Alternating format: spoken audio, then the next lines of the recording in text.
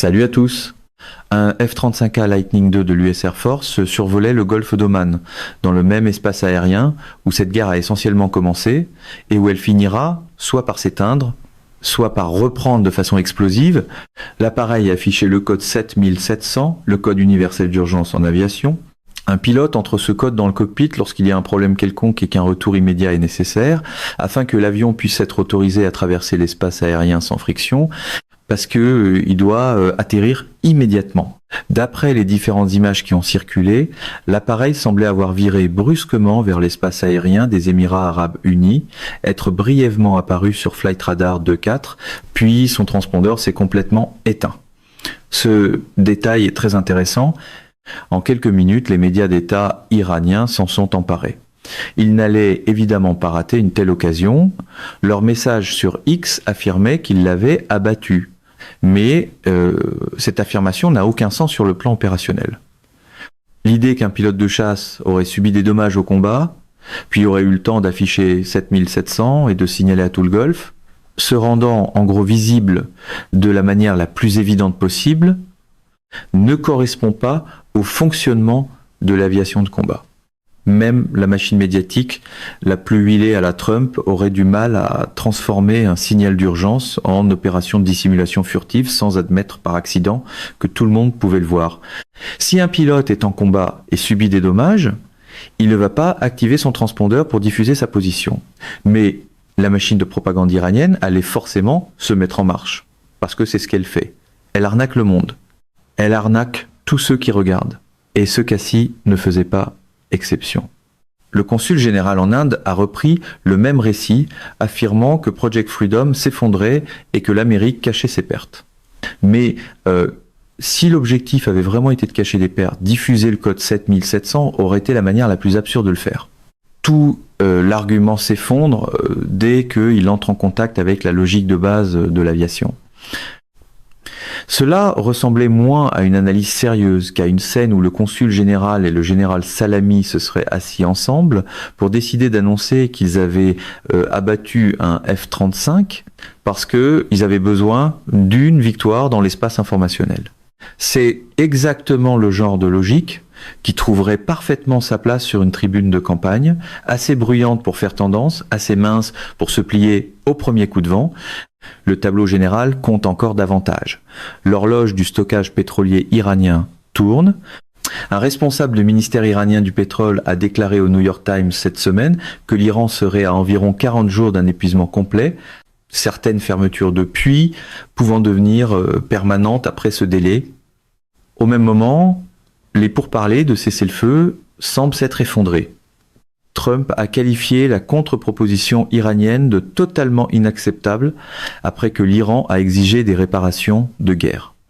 Et naturellement, dès que Trump entre dans la phrase « la diplomatie commence à ressembler moins à une négociation qu'à un conflit immobilier télévisé », avec des missiles en arrière-plan. Cette demande était déjà irréaliste.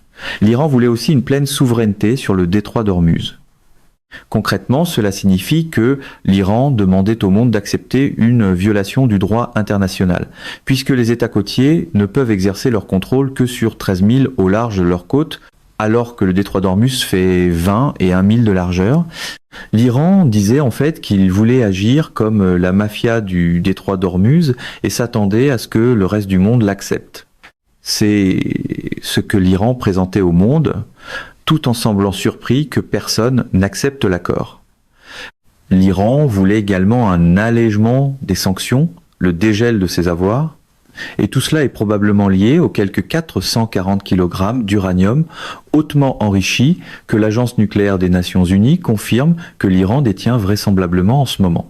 Cette quantité n'est qu'à une courte étape technique de l'uranium de qualité militaire. Pourtant, la position de négociation de l'Iran consistait à éviter de céder sur les deux sujets qui préoccupent réellement l'autre camp, l'enrichissement de l'uranium et le détroit d'Ormuz. Comme posture de négociation, c'est extrêmement révélateur. La version favorable à Trump appellerait probablement cela de la pression maximale, puis oublierait d'expliquer pourquoi tout le monde dans la pièce se tient encore sur une trappe. L'Iran avait besoin d'une victoire dans l'espace informationnel. Le 10 mai, il a tenté d'en revendiquer une avec le F-35 qui affichait 7700. Mais du point de vue de l'aviation de combat, le code 1700 a une signification précise dans un cockpit. Il y a aussi des choses très précises qui ne signifient pas. Un pilote ne prend pas cette décision à la légère, surtout pas au milieu d'un scénario réel où son appareil aurait été abattu. Le tableau opérationnel est clair, Project Freedom a été mené pendant un certain temps, puis une pause a été instaurée. Il y a maintenant un blocus naval complet des ports iraniens, et l'Iran devient probablement de plus en plus nerveux. L'amiral Brad Cooper, commandant du CENTCOM, a confirmé le 4 mai que les forces américaines disposent d'une quantité énorme de capacité et de puissance de feu concentrées dans le détroit et autour de celui-ci. 2 groupes aéronavals, l'USS Abraham Lincoln et l'USS H.W. Bush, opèrent dans le golfe d'Oman. Cela représente environ 200 aéronefs et 20 navires de guerre. Le blocus des ports iraniens est en vigueur depuis le 13 avril. L'étau frappe durement l'Iran, surtout en ce qui concerne ses puits de pétrole. Selon le CENTCOM, plus de 70 pétroliers, transportant plus de 166 millions de barils de pétrole iranien, ont été empêchés de circuler. Il est difficile d'exagérer l'importance de cela pour le régime iranien. Quand on regarde les mollahs et la classe politique, le système dépend depuis longtemps du fait de payer des chefs mafieux de rang inférieur afin de maintenir le régime au pouvoir. Maintenant, si ces chefs mafieux commencent à voir zéro dans leur compte bancaire au lieu des 20 000, 50 000 ou de quelque autre montant qu'ils avaient l'habitude de recevoir, ils vont devenir nerveux. C'est ici que la machine de communication pro-Trump essaie habituellement d'entamer un tour d'honneur, même si les véritables mécanismes continuent de s'enliser dans la boue. Il y a aussi des informations concernant l'Artèche, l'armée régulière iranienne, celle qui existait depuis l'époque du Shah. Pendant le conflit initial, certaines unités de l'Artèche auraient été envoyées sur les lignes de front avec à peine 10 balles, essentiellement comme chair à canon, envoyées à la mort par le CGRI.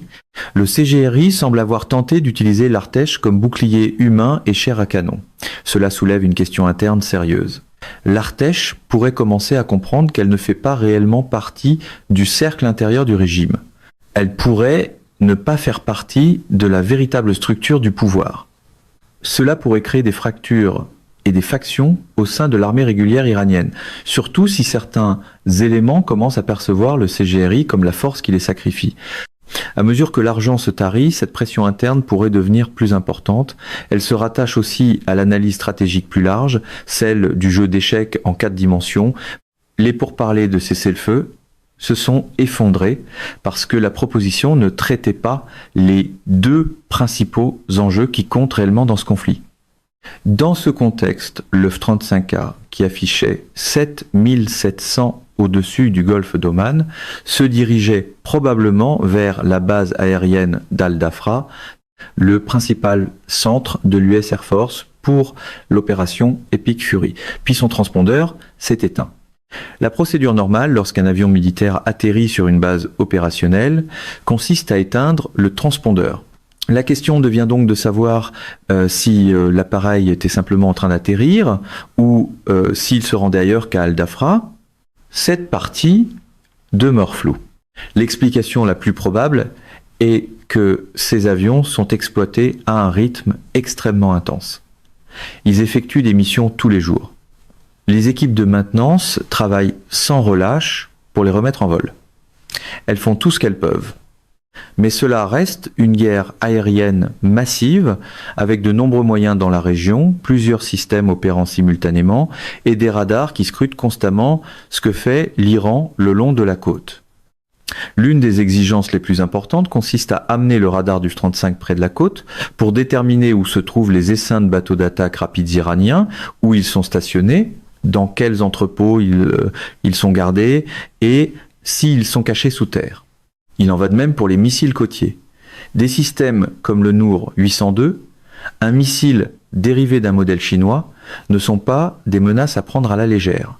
Ces menaces côtières exigent une surveillance persistante. C'est pourquoi les F-35 doivent être en vol aux côtés de drones avancés comme le RQ-4 Global Hawk.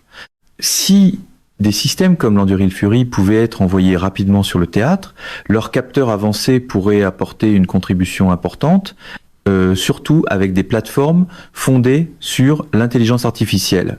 Ces capteurs sont précieux pour l'ISR, c'est à dire le renseignement, la surveillance et la reconnaissance le long du littoral. La posture consiste essentiellement à faire confiance, mais à vérifier. L'Iran peut affirmer qu'il ne fait pas entrer de missiles surface-air en provenance d'autres pays. Il peut affirmer qu'il n'intensifie pas ses préparatifs avec des drones concentrés sur le détroit d'Ormuz. Mais ces affirmations doivent tout de même être vérifiées. Une ligne de presse venue du monde trumpiste appellerait peut être cela faire confiance mais vérifier, puis vérifier encore à la télévision avec des adjectifs plus gros. Le comportement de l'Iran ressemble à celui de quelqu'un dans une fête qui bourre de la nourriture dans son manteau tout en prétendant que personne ne le voit. Tout le monde voit ce qui se passe, même pendant qu'il le nie. Cela mène directement à la capacité iranienne qui compte réellement. L'Iran a diffusé des images affirmant que ses missiles avaient touché un F-35. Dans le même temps, on sait que l'Iran a réussi à toucher un F-15 lors d'un incident qui a donné lieu à une remarquable opération de sauvetage, au cours de laquelle les forces spéciales sont intervenues et ont éliminé des centaines de commandos du CGRI. Le CGRI avait envoyé ce qu'il considérait comme ses meilleures forces dans cette opération, et ces forces ont été éliminées. Le principe de Sun Tzu s'applique ici. Connais ton ennemi et connais-toi toi-même. La menace aérienne iranienne doit être évaluée clairement, sans mépris. Mépriser un ennemi, c'est exactement comme cela que l'on se fait surprendre. Lorsqu'une menace est ignorée parce qu'elle semble faible, c'est à ce moment-là que les forces sont prises de court et que les choses tournent mal. C'est la partie qui ne rentre jamais proprement dans un slogan de rassemblement, parce que la réalité refuse de se tenir derrière le pupitre et d'applaudir sur commande. Les défenses aériennes intégrées à longue portée de l'Iran comprennent des batteries S-300 et le système national bavard 373. Ces systèmes ont été largement détruits et neutralisés par des opérations SUAD américaines et israéliennes, c'est à dire des opérations de suppression des défenses aériennes ennemies, mais c'est pas l'ensemble du tableau de la menace. La réponse de l'Iran à la perte du combat de haute technologie a été de passer au low-tech, au mobile et au passif. Le système que l'Iran a affirmé avoir utilisé contre le F-35 en mars était le Majid, également désigné AD-08, produit par l'Organisation des industries de défense de l'Iran. Le système a été présenté lors d'un défilé militaire en avril 2021. Il possède de réelles capacités et ne peut pas être écarté. Le Majid est un système de défense ponctuelle à courte portée, avec une portée d'engagement d'environ 5 à 7 000 nautiques. Il possède aussi un plafond de 2 à 3 000 nautiques, soit jusqu'à environ 18 000 pieds. C'est pas rien. L'élément surprenant, c'est sa mobilité. Le système est monté sur des véhicules tactiques mobiles Arras, 2 pour permettre un repositionnement rapide. Cela compte parce que ces systèmes peuvent se trouver presque n'importe où. Ils peuvent se déplacer sur une colline et tirer depuis une position en altitude. S'ils sont positionnés sur une montagne de 7000 pieds, ils augmentent effectivement leur portée de 7000 pieds. L'autre facteur majeur est que le système n'utilise pas de radar. C'est le point important. Certaines images diffusées par le CGRI suggèrent qu'il utilise un système de guidage passif à imagerie infrarouge. Il pourrait aussi comporter des éléments de guidage thermique. Il peut suivre la signature infrarouge produite par un moteur sans émettre de signal radar susceptible de déclencher un récepteur d'alerte radar. Cela signifie que le pilote pourrait ne pas l'entendre venir, ce qui constitue un problème sérieux. À ce stade, la furtivité ne règle pas nécessairement la question. Si des capteurs électro-optiques sont impliqués et si certains de ces capteurs ont potentiellement été améliorés par la Chine, la menace devient plus complexe. Que la Chine améliore des capteurs iraniens ne serait pas exactement une surprise. Il y a aussi des informations faisant état de nouveaux vols cargo en provenance de Chine. L'explication officielle peut être quelque chose d'inoffensif, comme des livraisons commerciales ou des feux d'artifice, mais le moment choisi soulève des questions évidentes. Il est difficile d'observer cette séquence sans voir la possibilité d'une aide militaire ou d'un soutien lié aux capteurs qui entreraient discrètement sur le théâtre. Le CENTCOM a confirmé en mars qu'un F-35A de l'US Air Force avait été touché, mais ce qu'il a touché demeure inconnu. Il pourrait s'agir d'un tir iranien, il pourrait aussi s'agir de débris provenant de missiles balistiques interceptés. Dans l'environnement actuel, des missiles balistiques sont interceptés et lorsque ces interceptions ont lieu, elles peuvent envoyer des débris de métal brûlant retomber dans l'espace aérien. Des pilotes ont rapporté avoir volé dans des ciels où l'on aurait dit que le ciel lui-même s'effondrait à cause du nombre de missiles interceptés, surtout pendant la première phase du conflit, lorsque le F-35 a été touché. Si un moteur d'avion ingère des éclats ou des fragments brûlants provenant d'un missile balistique détruit, cela peut causer de graves dommages. La question demeure donc de savoir si le F-35 a été touché par des débris issus de l'interception d'un missile balistique ou si l'Iran a réussi un tir chanceux avec une arme électro-optique. Le pilote impliqué dans ce premier incident avec un F-35 a effectué un atterrissage d'urgence et se trouvait dans un état stable. De nombreux analystes ont attribué l'impact au Majid ou à un système infrarouge passif similaire. Le point essentiel est que la surface équivalente radar du F-35 est minuscule, littéralement plus petite que la taille d'un moustique. La furtivité est excellente contre les radars. C'est précisément ce qu'elle est conçue pour déjouer. Mais la furtivité ne déjoue pas nécessairement les missiles à guidage thermique à basse altitude. Ce genre de nuance dérange n'importe quel camp politique qui préfère que chaque briefing sur l'armement ressemble à un lancement de produit, avec des drapeaux en arrière-plan. La vulnérabilité structurelle de la doctrine iranienne va au-delà du Majid. Tout le concept de dessin de l'Iran drone, bateaux rapides, missiles côtiers dépend fortement du commandement et du contrôle. Certains missiles peuvent fonctionner détachés du commandement et du contrôle et réussir tout de même un tir chanceux, mais ils deviennent beaucoup plus efficaces lorsqu'ils sont connectés au réseau de commandement et de contrôle iranien. L'Iran ne peut pas non plus soutenir une guerre d'usure dans le détroit pendant une longue période, surtout lorsque ces puits de pétrole se seront taris. Tout cela prend plus de temps que quiconque ne l'aurait souhaité, mais l'ampleur du problème est réelle. L'Iran disposait de près d'1 millier de bateaux d'attaque rapide, de milliers de drones et de missiles balistiques. Lorsque tout cela est combiné, le défi opérationnel devient difficile. L'Iran tente aussi d'utiliser des missiles à capteurs électro-optiques pour abattre les avions qui opèrent dans la zone, mais sa chaîne logistique semble se briser plus vite que sa machine de propagande n'arrive à suivre. Surtout lorsque cette machine diffuse sa prochaine vidéo de style Lego générée par intelligence artificielle.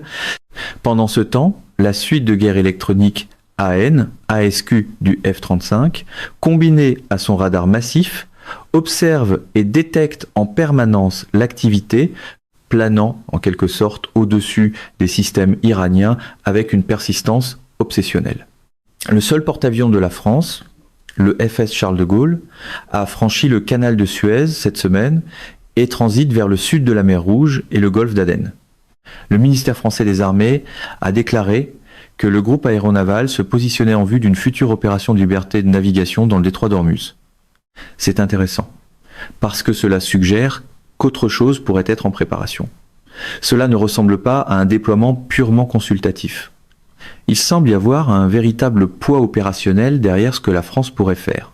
Il est utile de voir la France entrer dans la bataille. La France ne reste pas simplement en coulisses à préparer le buffet, les crampets, le vin pour l'US Navy, une fois le gros du travail terminé. Elle met de véritables moyens militaires derrière l'effort de coalition. Cela signifie que la coalition semble s'élargir et non rétrécir, tandis que les options de l'Iran continuent de se réduire. C'est une évolution importante.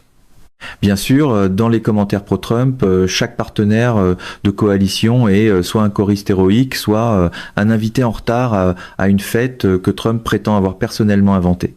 La Chine fait aussi ses devoirs. Pendant qu'Ormuz domine les manchettes, la Chine intensifie son activité en mer de Chine méridionale et autour de Taïwan. Cette semaine, un navire espion de la marine de l'armée populaire de libération a notamment été confirmé à l'intérieur de la mer des Philippines occidentales pendant les exercices américano-philippins Balikatan 26. Cela signifie que la Chine espionnait littéralement les exercices américains et philippins. Ce n'est pas surprenant. La Chine se présente souvent comme une présence amicale ou stabilisatrice, mais la réalité est différente. Le navire chinois était positionné pour observer, surveiller et étudier l'équipement et les procédures américaines en utilisant des caméras et des télescopes pour examiner ce qui se passait pendant les exercices. Le dernier développement mondial majeur est que l'armée américaine a mis en service cette semaine un système laser de forte puissance monté sur véhicule conçu spécifiquement pour les opérations contre les drones. L'énergie dirigée est une priorité de banc d'essai depuis que la campagne de drones des Houthis a démontré qu'intercepter des drones d'attaque à usage unique bon marché avec des missiles coûteux constitue un rapport coût intenable. Un drone de 30 000 $ intercepté par un AMRAAM à 1 million de dollars ou un drone de 30 000 $ intercepté par un AIM-9X à 1,5 million de dollars, ce n'est pas viable économiquement. Un laser qui se recharge à la vitesse de l'électricité et coûte moins d'$1 par tir change fondamentalement l'économie de la guerre des drones. L'armée mérite du crédit pour avoir fait avancer ce dossier. Ce type de système est nécessaire sur le théâtre du Moyen-Orient le plus rapidement possible. Il s'agit encore d'un déploiement initial, pas d'un déploiement complet, mais il figure désormais sur l'échéancier. Et cela compte. C'est ce rare calcul militaire assez simple pour que même une conférence de presse entièrement construite avec des phrases à applaudissements ait du mal à l'enterrer. Cela ramène l'analyse à la question stratégique du jeu d'échecs en 4 dimensions. Que faisait réellement ce F-35 au-dessus du détroit d'Ormuz ? L'une des tâches les plus importantes consistait probablement à recueillir des données de ciblage sur les bateaux d'attaque rapides de l'Iran. Si suffisamment de positions peuvent être identifiées avant que ces bateaux ne quittent le port, l'étape suivante, d'un point de vue stratégique, serait de les frapper avant qu'ils ne se dispersent. Cela pourrait impliquer des B-52, des Bun et des F-15 larguant des GBU 7-2. Ce sont des armes massives, capables de pénétrer profondément, même si l'Iran cache ses moyens sous terre. Cela donne aux États-Unis la capacité de frapper là où cela fait vraiment mal, et aussi de détruire les nœuds de commandement et de contrôle qui gèrent les moyens dans le détroit d'Ormuz. Ce serait un coup majeur. Si ces frappes se produisent pendant que les puits de pétrole iraniens se tarissent, avec encore environ 40 jours probablement nécessaires avant qu'ils ne se tarissent complètement, le régime serait placé sous une pression à laquelle il ne pourrait pas facilement échapper. Mais à ce stade, le régime paraît nihiliste. Il ne semble pas vouloir de porte de sortie. Il semble prêt à se sacrifier pour ce qu'il croit être le moyen de rester au pouvoir. Et c'est ici que le théâtre de l'escalade à la Trump vend habituellement de la certitude au saut, même si la carte elle-même est encore pleine de trappes. Au même moment, la France a envoyé son seul et unique porte-avions. Le geste arrive avec un certain retard élégant, mais mieux vaut tard que jamais. D'un point de vue sarcastique, on dirait presque que la France arrive après que l'essentiel du conflit s'est déjà joué. Juste à temps pour la photo de groupe. La France arrive avec un porte-avions comme si elle débarquait avec les gros canons, même si la blague s'écrit toute seule. Les gros canons pourraient aussi bien être des croissants frais et un plateau de fromage bien corsé. La satire, c'est que la France semble arriver avec 3 options. Le drapeau blanc au beurre et le drapeau blanc au chocolat. La guerre devient une affaire de pâtisserie, presque étoilée Michelin. C'est comme si la France arrivait au barbecue du détroit d'Ormuz à 23h45 avec une seule baguette et de la moutarde, en demandant ce qu'elle avait manqué, alors que le grill était déjà froid, que l'Iran et l'Amérique s'étaient déjà affrontés au cours des derniers mois, et que la France était encore en train d'installer une table pliante chic. C'est peu être trop, mais cela saisit bien l'ironie du moment. Mesdames et messieurs, notre émission d'aujourd'hui s'arrête ici. Nous vous invitons à partager votre avis personnel dans la section des commentaires ci-dessous. Pouvoir, vérité vous salue et vous donne rendez-vous très bientôt.